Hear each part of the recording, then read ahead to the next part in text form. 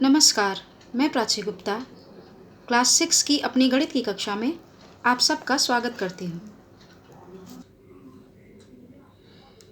आज की कक्षा में हम दंड आरेख या बार डायग्राम के बारे में पढ़ेंगे। चित्रों के द्वारा आंकड़ों को बनाने में समय बहुत ज़्यादा लगता है और कठिन भी होता है, इसलिए प्रतीक के तौर पर हम दंड आरेख यानी कि एक डंडे जैसी आकृति का प्रयोग करते हैं। इसमें लंबाई की दिशा में दंड या बार्स खींचे जाते हैं और उनके बीच की दूरी समान रखी जाती है, एक जैसी रखी जाती है। और इस तरह से खींचे गए हर दंड की लंबाई अलग अलग होती है, लेकिन उनके बीच की दूरी बराबर होती है। इसे ही हम दंड आरेख, बार डायग्राम या बार ग्राफ कहते हैं। इसके लिए हमें सबसे पहले एक पैमाना मानना होता है कि एक जो दंड है उसकी लंबाई कितने चीज़ों को डिनोट कर रही है, कितने चीज़ों को बता रही है।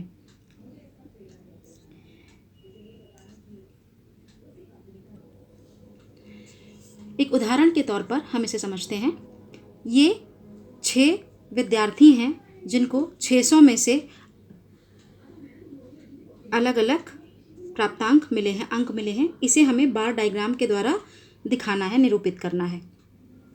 तो सबसे पहले हम 1 सेंटीमीटर को 10 अंक के रूप में मानते हैं, क्योंकि जैसे इसमें लिखा है कि ये विद्यार्थियों के नाम हैं और ये उनके अंक हैं। 600 में से 450 अमिता को मिले हैं, 300 नमिता को, दीप्ति को 400, अजय को 350, अमर को 500 और नाजिया को 550।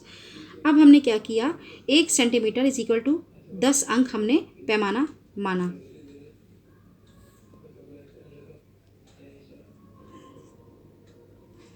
इसमें क्या है कि हमने एक ऐसे स्केल से रेखा खींची।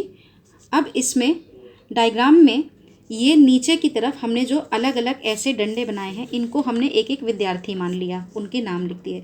ये हमारा एक्स एक्सिस है, एक्स अक्ष है, और वाई अक्ष पे हमने उन जो मार्क्स मिले हैं उनके हिसाब से हमने पैमाना माना। हमने क्या किया, 1 सेंटीमीटर को 100 नंबर माना, फिर ये दूसरा सेंटीमीटर तो 200, 200 से ये तीसरा सेंटीमीटर 300 माना। तो यहाँ पे हमने लिखा भी कि पूर्णांक 600 में से जो प्राप्त हुए हैं, और यहाँ पे हमने लिखा विद्यार्थी। अब हमें अमिता को 450 मिले हैं, तो 450 कहाँ तक हुए, 400 यहाँ और उससे ऊपर ये बीच में है, ये पूरा 1 सेंटीमीटर के बीच का आधा हिस्सा तब 450 होगा ना। तो हमने वहाँ तक एक दंड स्केल की सहायता से खींचा। ऐसे ही नमिता को 300 मार्क्स मिले हैं, तो 300 यहाँ पे आया, तो इसकी सीध में यहाँ पर इतनी लंबी हमें एक रेखा खींचनी है दोनों तरफ से, और ये एक दंड या बार का डायग्राम बनाना है। इसी तरह दीप्ति के मार्क्स इसको देख के ही पता चल रहे हैं कि 400 हैं। फिर अजय के 350 हैं, तो वो 300 से 400 के बीच वाली जगह पे हैं। ऐसे ही अमर के मार्क्स 600 हैं, 500 हैं, और जो नाजिया है उसके मार्क्स 550 हैं। तो अब इसको देख के हमें पता चल रहा है कि किसको कितने मार्क्स मिले हैं, और ये चित्रारेख से ज़्यादा आसान है बनाना।